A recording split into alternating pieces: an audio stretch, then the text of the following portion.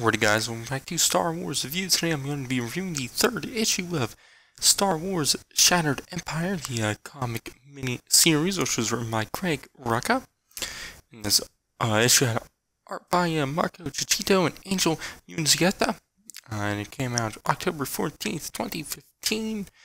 So yeah, another solid issue. Like I said in the reviews for the first two issues, I've read the series before, so yeah, there are moments I do enjoy, but they're better when you read it for the first time, so yeah, and there's still good moments, and I still enjoy them, but they're, not as, cool as they were, but, yeah, this issue, like I said, I enjoyed it. I like seeing Naboo after the Battle of Endor, and obviously it sets up more of the Operation Cinder stuff and whatnot.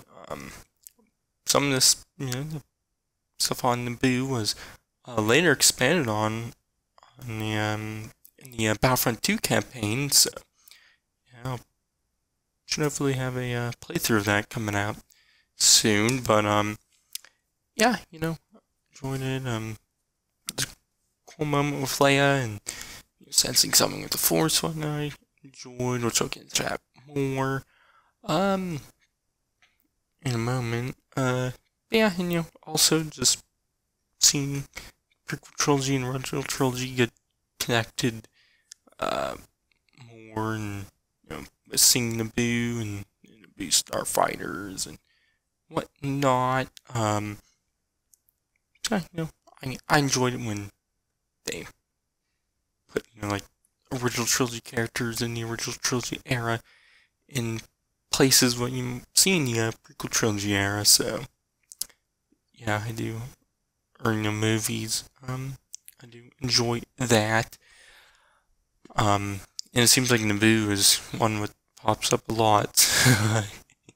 Yeah, because it's in this and the Princess Leia miniseries, and more recently in the Darth Vader. And both the Darth. There's three ongoing Darth Vader series. So, and it might appear in all three. I don't remember, but yeah. I guess the art, I'll talk about that.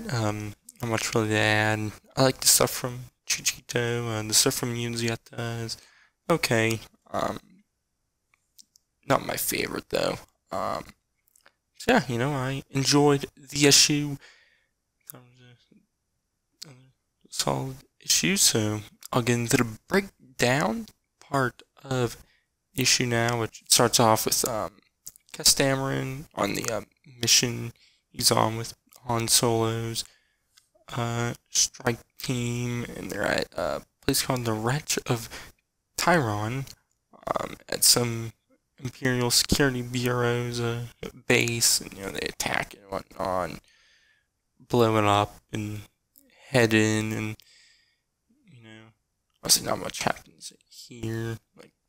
And but C-3PO along, and he's Han's wondering where he's at, and Chewie goes and finds him, and then it cuts back to Naboo, where they're trying to figure out what was going on and whatnot, and that all they know is that the storm is some sort of orbital attack, and then it's planet-wide and whatnot, which then Shara suggests that it's the Imperials and that Palpatine is finally coming for Naboo. So then Shara and Leia theorize about the attack. Thinking it's coming from satellites or small ships. But they know that there's at least one capital ship. And so then Leia asks that they need ships and pilots, which one Naboo captain named Koro says that they don't have any because the Emperor demilitarized them years ago, which then the Queen says that's not entirely true. So they head down to the hangar seen in the Phantom Menace, which has been sealed off for over 20 years. It's cool, and when they enter, Leia feels something cold, which we then see Maul's face kind of like, I don't know, faded on to, Leia standing in the image. It's cool, I guess, she senses Maul's presence from 35 years ago.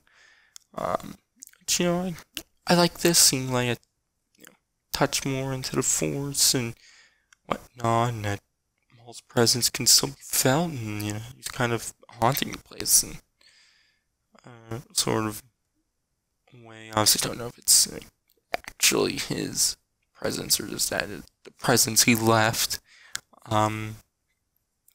He could very well actually be straight up haunting it. Who knows?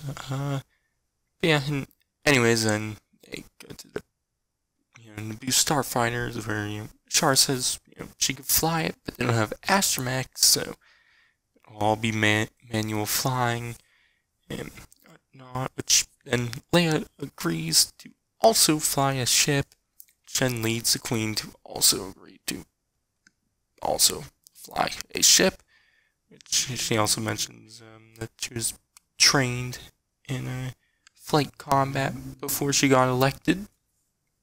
But then it cuts back to Han, Kes, Kipio, and the rest as they head deeper into the base, and they eventually come along the main computer, where 3PO slices in and finds out about Operation Cinder and that Naboo is the current target, which we then see Char, Leia, and the Queen suit up and head into the battle in the ships, where they attack the satellites, and obviously TIEs come after them, and then at one point Char thinks she's not going to make it, and asks Leia to not write the next of kin letter to Kes, which Leia responds by saying, "I won't need to."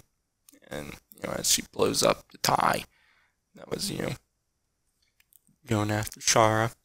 But then they see more TIEs coming out, and they think it might be over. But then the Rebel fleet appears with Lando and Nine Nub. And, they take care of the Star Destroyer and the last satellite. So yeah, this scene wasn't super in depth. In the Battlefront 2 campaign, we see a lot more of the battle, and definitely more of the battle after this fact. But then it goes to Leia and Char boarding what I would assume is Home 1, and Leia talks to Char about, the letter and whatnot, why she didn't want her to write it for Char, which she says that she didn't want all that to be put on Leia, which we then see Kes and Hans in the hangar, which then Char reunites with him, and obviously Leia with Han. That's where the issue ends off. So yeah, I enjoyed it. Enjoyed the battle was going on, and like I said earlier, just seeing Naboo again after the Battle of Endor and the connecting of the prequel trilogy and original trilogy, and also enjoyed seeing Leia sense Maul's presence from 35 years prior, and yeah, I enjoyed it. Another solid issue. So yeah, my grade is going to be a B+ for this one. So yeah, I'll have a review of issue 4 out soon. On coming days, which you can check that out then.